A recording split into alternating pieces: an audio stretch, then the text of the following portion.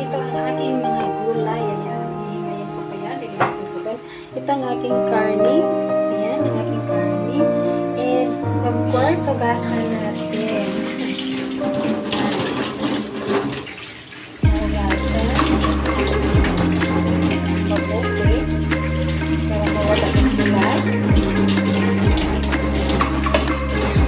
Tapos, ilagay natin dito sa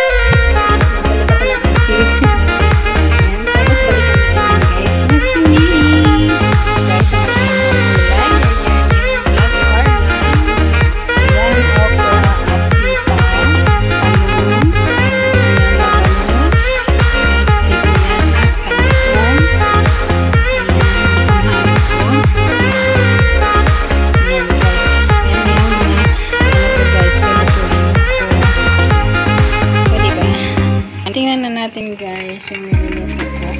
Pinapalamig ko. Ayan, kumukulo na siya guys.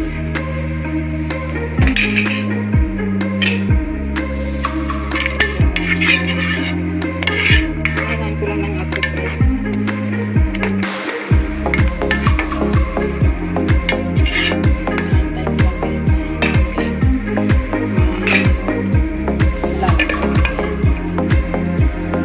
So, ayan guys. Titingnan natin ulit. Ayan. Ayan na guys. Ayan, malambot na siya guys. Ayan. So, kaya ilalagay natin ang lakar ng organbi. Ayan. Ito sibuyas. At yung lakar lang guys. Ayan. And then, palulot pa. Ano ito guys? Pa tuluan muna.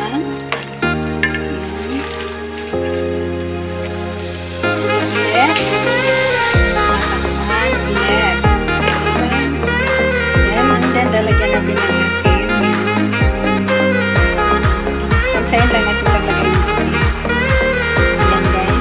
And then, halu-haluin.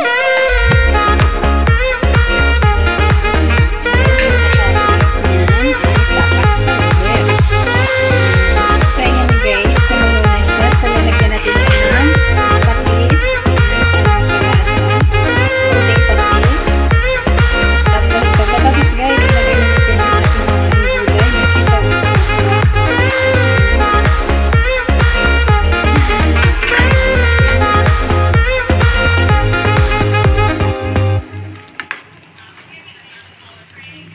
Ayan guys.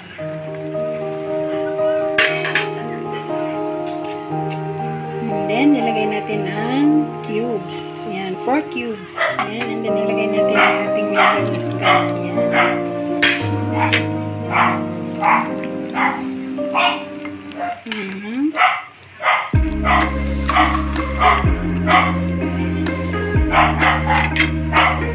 Tapos takpan natin ulit para kulo. So ayan na guys, kumulo na. Ayan, bubuksan natin. Ayan.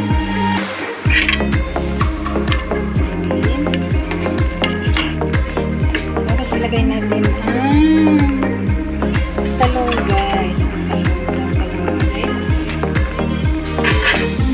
Marami pang gulay guys.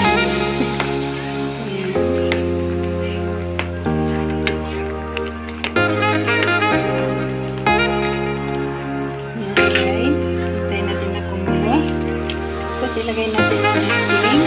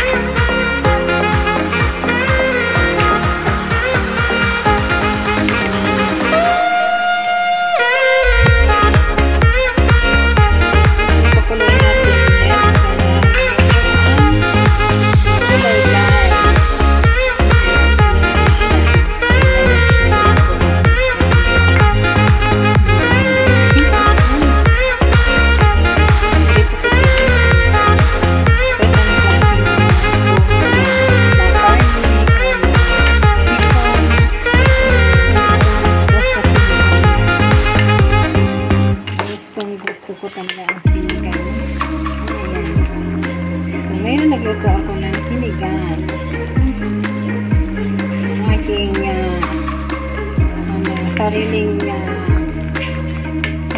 ingredients, sariling style na pagkaluto. Ayan. So ngayon, ipaluto natin, pakulo natin para maluto ang sitaw at ang talong. Kunti lang ang karne guys. Ayan. Kasi yung halagang 370 na pata, hinati ko para mayroon pa rin ako sa sunod na panghalo sa gulay ko guys.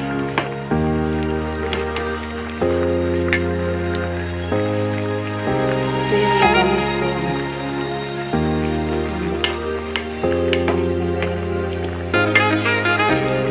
Ayan guys. May diba?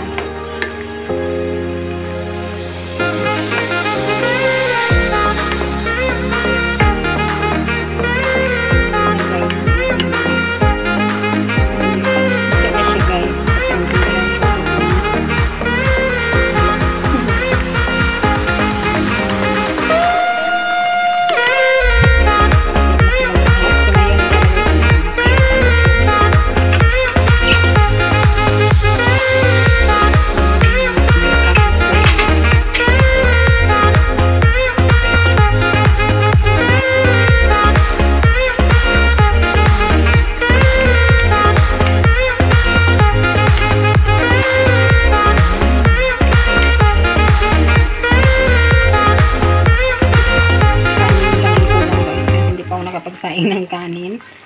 Pagkatapos dito ay madali lang naman magsaing ng kanin.